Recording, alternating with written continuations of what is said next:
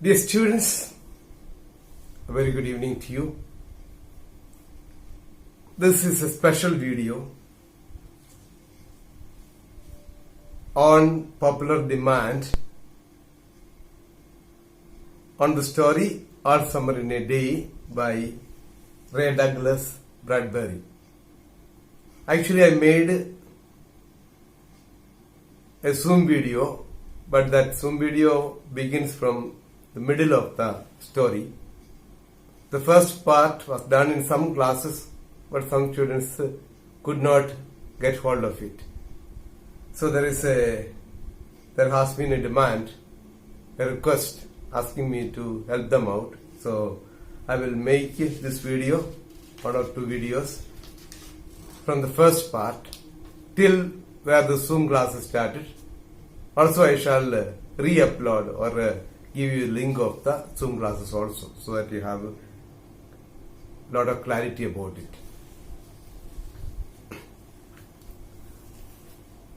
Let's start with the introduction. In the introduction there is one important thing you have to take into consideration. That is, it is a science fiction story. It's a short story which is a science fiction. Therefore, whatever is discussed here is not true. It's highly imaginary. It's a fantasy. So the author is trying to convey to us something, and he has taken the planet Venus as a setting. What does he want to convey, or what is the main theme? The darker side of human nature that is manifest even in children, as they pick on Margaret. So there is something called the brighter side, and another one is darker side. Brighter side is all that is positive. Darker side is all that is negative. So the darker side in human nature is present naturally among the youngsters and the elders. It's always present. But even among children it is present. That's what the author wants to convey through this story. So now we shall go into the story. All Summer in a Day by Ray Douglas Bradbury. The beginning of the story is very, very strange. How does it start? A story should have dialogue, you know that. Dialogue among the characters. But here the story begins with a dialogue. Who delivers the dialogue? We are not sure. Ready? Ready. Now? Soon. Do the scientists really know? Will it happen today? Will it? So it is a dialogue. But who is speaking? We do not know. There is a lot of mystery around it. Are the children speaking among themselves? Or the teacher is asking, they are replying, or their children are inquiring and the teacher is replying? We are not sure. Looks like students are speaking among themselves. But there is no clarity. Many students asked me about the dialogue. Who said this? There is no clarity. But one thing is clear. It is expressing the feel of the children as a whole. Whatever they spoke, that means they are expecting, looking forward to something. Something is going to happen soon. What is that? The appearing of the sun. The appearing of the sun is going to take place soon. So it is a collective feeling of all the students. There is no individual feeling. It is a feeling or sentiment or the expression of all the students put together. They are expecting something to happen soon. Look, see for yourself. The children pressed to each other like so many roses, so many weeds intermixed, peering out for a look at the hidden sun. This small passage conveys so much. Especially the theme of the author is conveyed through this. The children pressed to each other like so many roses, so many weeds. Roses are representing all that is brighter. All the positive things among the children is expressed through roses. And weeds stand for or symbolize all that is bad. So the author says, so many children, they were pressing one to the other, pressing one upon the other. They are all, see, they are all in a glass house. It's raining all through and they are inside the glass.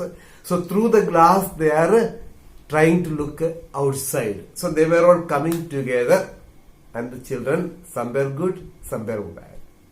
A mixture, a mixture of both. So the author wants to tell us that nobody is completely or fully bad. Nobody is fully good. It is a mixture.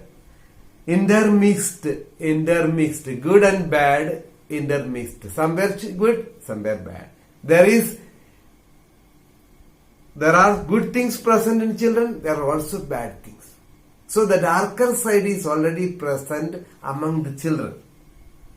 Peering out for a look at the hidden sun. Peering out means the vision is not clear. They are looking out for something they are not able to see. So the sun is about to appear, not yet come. So it's not seen, so they are trying to look out into the open to see the sun.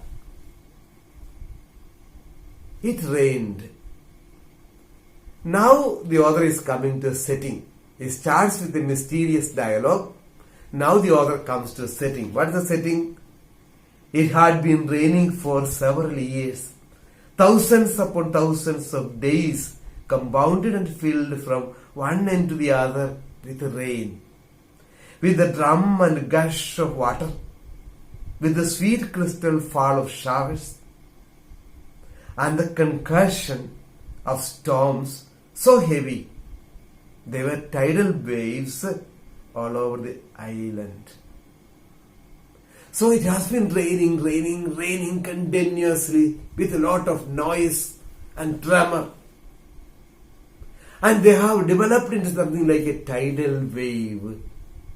We had the tsunami in the beginning of this century. Tsunami was a great tidal wave. It took away whatever things possible. The waves came out of the sea and flew into the land, engulfing, swallowing the trees, buildings, people, everything. So the situation in planet Venus also something like that. It's like a tidal wave. Whole planet is filled with water. 1,000 forests had been crushed under the rain and grown up 1,000 times to be crushed again. It's a symbolic language.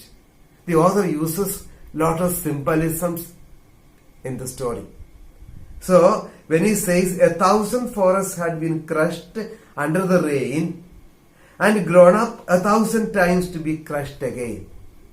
You know that forests to grow up, trees to grow up, you need plenty of water. But too much of water will spoil it, destroy it. So, in planet Venus, it has been raining and raining. Trees grew up. But once it grows up to greater heights, then there is so much of water, like tidal waves, then they are suppressed. Again they get destroyed, again they appear, again they grow. This is speaking about the psychological and physiological suppression of the people there. They have been isolated, separated from others. They have been suppressed. destroyed because of the terrible climatical condition there. In spite of that, they don't give up. They try to survive. They try to live on. So, that hope of the people is represented by the growth. And the difficulties they go through is explained through the suppression. They have been suppressed, oppressed, that is crushed. They have been crushed. But still, without giving up, they keep coming up. And this was the way life was forever on the planet Venus. And this was the schoolroom of the children of the rocket, men and women, who had come to a reigning world to set up civilization and live out their lives. So, this was the way life was forever. It has been raining. And who are these people? This was the children of the rocket men and women. That is, she's speaking about the rocket men and women are modern men and women who are planning to migrate to planets. You know that now many offers are coming up. Rich people are sponsoring trips to some of the planets. So you can go to the planet and after some time you can come back. So we are already in the modern world, rocket men and women. So these men and women, they have migrated from Earth, gone to planet Venus, where there is plenty of rain, and settled down there because they wanted to start a new civilization and live their lives out there. So nobody has forced it upon them. It's their own selection. But very strangely, I told you, it's a science fiction. It's highly imaginative. Actually, planet Venus is an arid planet, a dry planet, where there is no presence of water at all. And it's very hot. Whereas, Bradbury pictures his Venus where there is only rain and rain and rain, nothing else. It's filled with water. Very, very strange. So, the people who had migrated to planet Venus and settled down there, their children are in the schoolroom, in the classroom. That is the background. Okay. It is stopping. It is stopping. Yes, yes. Somebody said, hey, it's stopping, man. What is stopping? The rain is stopping. They are waiting for the sun to appear. In order for the sun to appear first, the rain should stop. So he said, it is stopping. Yes, yes. Margot stood apart from them, from these children who could ever remember a time when there wasn't rain and rain and rain. So now the author is introducing the protagonist, the main character of the story. That is Margot. So Margot stood there apart from others. Stood apart means act and think differently from others. She was not like the other children. The other children could not remember a day without rain. They have experienced the heavy rain throughout. So they could not think of a day without rain. Whereas Margot knew a different world, that is earth. Why? It is said next. They were all 9 years old, and if there had been a day 7 years ago, when the sun came out for an hour and showed the face to the stunned world, they could not recall.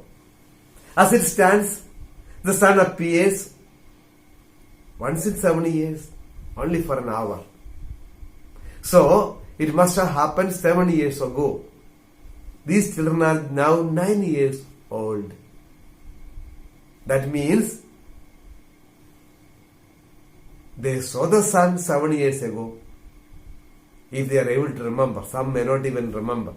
Even if they had seen when they were 2 years old, their memory is very vague, unclear. So they don't even have a clear-cut idea about sun. Whereas Margot was different. She came from the earth only few years ago. How many years ago? 5 years ago. When she came to planet Venus, she was 4 years old. Now she is 9 years old. That means 5 years ago. Whereas all the other children were born and brought up there. They were children of the rocket men and women.